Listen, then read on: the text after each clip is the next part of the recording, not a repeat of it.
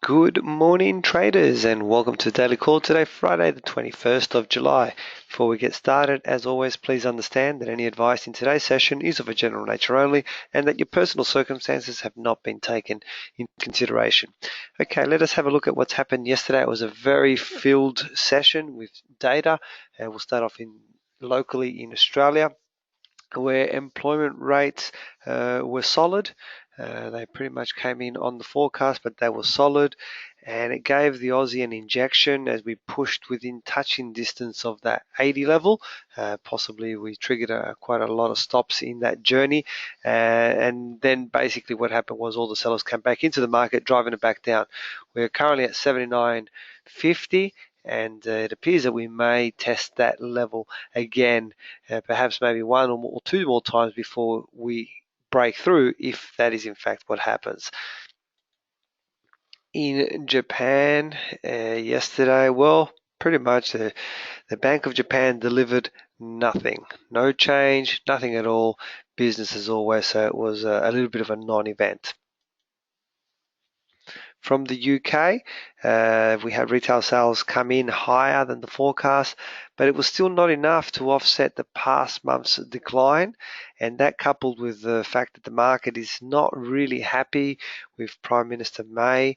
They see her as a bit of a weak leader after the election fiasco.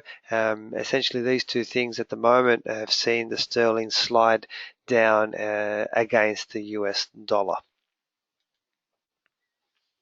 From Europe, well, the euro continues to soar, and many analysts are now looking at the 120 level with curiosity and question marks. Mr. Draghi did try to talk down the euro in yesterday's press conference, but he also said that tapering was not discussed in this meeting, and they didn't talk about what might happen in September. The market took that as a little bit of a tease and an insight, and it appears that the euro bulls have taken the cue.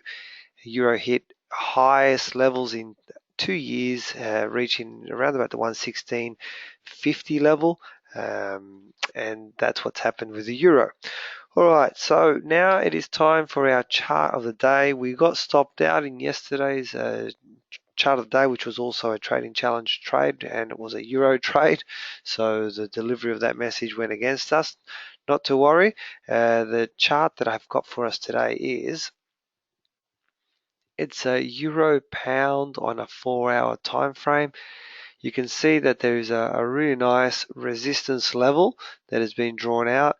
We are at that level again now, and if I zoom in, we can see that we've produced a nice inside candle, and essentially if we do get a break on the downside, it would trigger us as a sell. So our chart of the day today is the euro pound on a 4-hour time frame. All right, let us have a look at what's happening in the session that is about to unfold for us.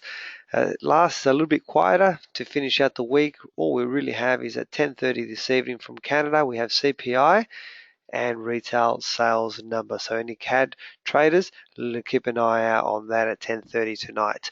Guys, as always, please feel free to contact us if you have any questions. Follow me on Twitter at ChatFX for trade setups and breaking news. Most importantly, hope you all have a fantastic trading day. Have a fantastic weekend. I'll talk to you all on Monday on the Daily Call. Bye for now.